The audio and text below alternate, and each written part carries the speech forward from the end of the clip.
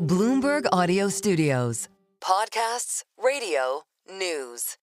Ekaterina Zaharieva, you're the EU Commissioner for Innovation, Startups, and Research. Thank you so much for joining us on Bloomberg today. You've just released this Choose Europe plan. This is going to flesh out the strategy to boost research within Europe. There's $500 million at stake here. Talk us through a little bit of the strategy and what you're trying to achieve here. The strategy is very simple. It's first, Europe always choose science, and we want science to choose Europe. So that means that for Europe, science should remain open and independent, and we respect scientific freedom. This is the first, so to say, pillar of this strategy, and the second is, of course, investing in talent. And the third is accelerate and boost innovation. So those are the three focuses on this Choose Europe for science, Choose Europe for business, I would say. And so when you think about sort of $500 million being deployed to that end, how does that money sort of productively spent in order to achieve those ends? So this is the $500 million for the next 2.5 years until the end of this programming period of the biggest actually program for research and innovation in the world, which is Horizon Europe program. That means that we want to focus, of course, on the early career researchers.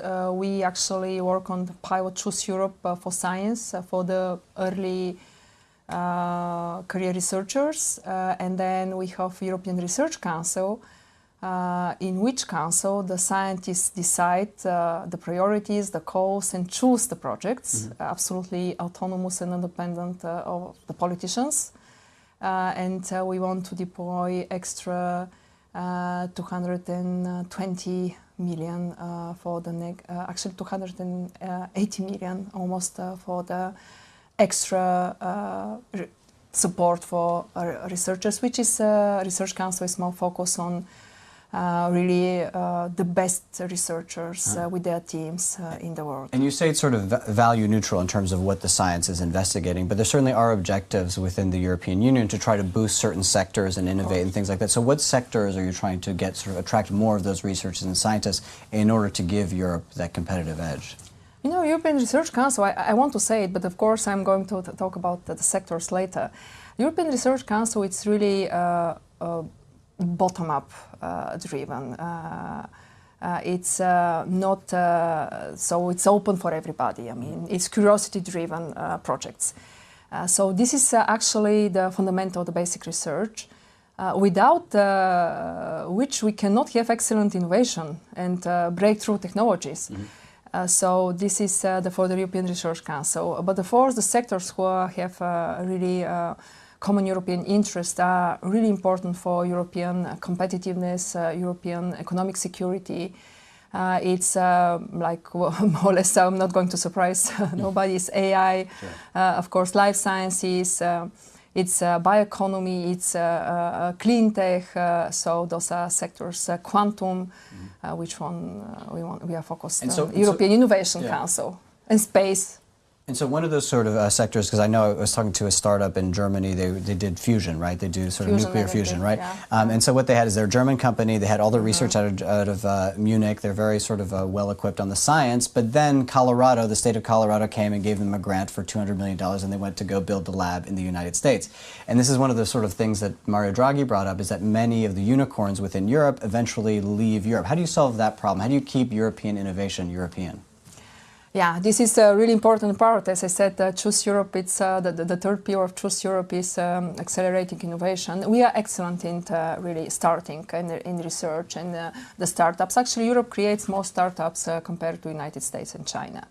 But yeah, we have problems, Draghi says, in the scale-up phase. So there is not big pan-European VCs yet. But we're improving, actually. If you see the data about the VCs in Europe in last couple of years, actually we're improving. There are more investment in VCs. What we work is startup and scale-up strategy. I'm very focused. Actually, I'm the first startup commissioner ever in the history. We are focusing on the startup and scale-up strategy with the 4 pillars like talent. Always talent, talent, talent is important for innovation. Those are the 3 T's. A T of innovation, finance, which is how to create a big funds enough together with the private sector, because public funding will be never enough.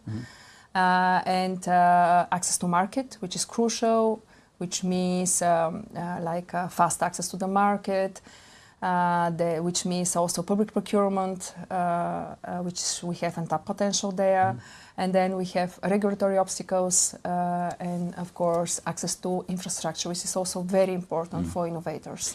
And then you talk about the 3 T's in terms of talent. Yeah, there is potentially a great pool. This is the biggest strength of Europe, actually. Right. Well, there's potentially a bigger pool for the Europeans to tap in the United States, where you've seen a lot of research, for example, being cut to certain institutions within the U.S. What kind of opportunity does that provide to the to the European Union? You know, the potential brain drain from the United States. Are you looking to capitalize on that? Are there ways in which you can tap into that talent pool that may be looking for? I'll be honest. Yes, it's a big opportunity for Europe.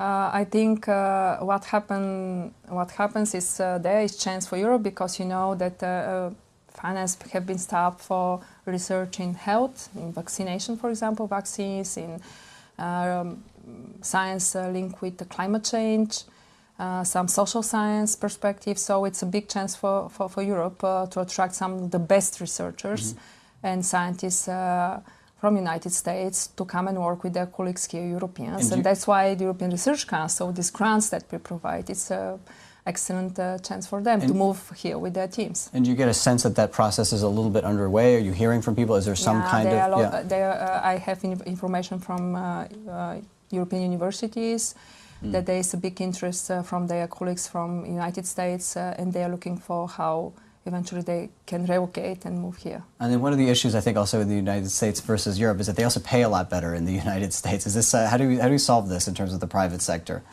I don't know. In some maybe some university they pay more, but not always. It's about the money only. If you are not allowed to research, the money doesn't matter that much, because you have to stop your project. Right, the highest price is freedom. So it's really freedom. It matters. Social condition matters. That's why I always start with the first pillar of Choose Europe is that for Europe science matter. For Europe, science has to remain open, independent, and scientists have to have a freedom for research. And I think that another thing that I've observed in Europe is that you also have a lot of very sort of impressive academic institutions, a lot of impressive research, huge amounts of research, but you don't see that translate as often into the private sector, I think, as you do in the United States. How do you get things to move from just sort of sheerly academic research into something that it can be productivity-driven, profit-driven, and really just companies within Europe? You know, we have this I would say challenges that not very often the really excellent universities and research organizations are working with the private sector, but we have more and more who do this. And for example, I'm going to mention again Horizon, which is actually almost half of the funds from Horizon Europe. It's collaborative research, which means academia and private sector, traditional industries and public institutions work together to find solutions to the global challenges. So we have really huge progress in that direction as well. So it's a big part of our program, but it's not only the European funds. I see more and more research organizations who work very close with the private companies. I also meet a lot of big organizations of traditional European industries, strong industries, and they also want to invest and work together. They also want to invest in the European startups. They also want to invest in European research organizations. So we are moving in the right direction. And one of the sectors we have the instruments, actually. As I mentioned, it's Horizon Europe program, but we have also Digital Europe and other partnerships together, academia and private sector. And one of the industries that is attracting a huge volume of capital within Europe is the defense sector. I wonder if there is some kind of partnership available, because obviously a lot of innovation does sometimes, come from the defense sector into other applications. Are there ways in which these two can work together? Is this something you've... Definitely, and they should work together.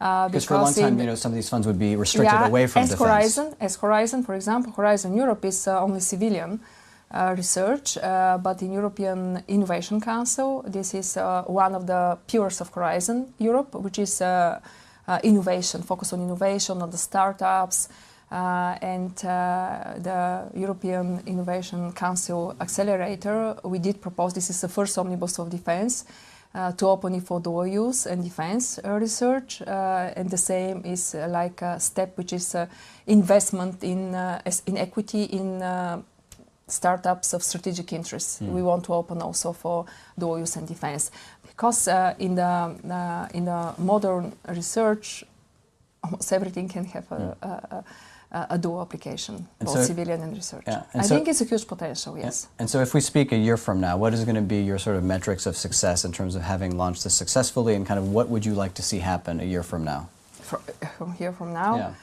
Yeah. Europe to preserve his first place of attracting talents, to be actually the continent, the best educated continent. We have 1/4 of the global researchers are actually in European Union, living and working in European Union, and even to attract more and more. But my goal is really to shorten the period from the discovery to the market, to be really easy if you are no matter innovative or well-established or young company, if you want to expand in other member states, to happen really easily. So this is, I think, the metrics of success to happen in less than 1 year, to be able to operate in our big single market.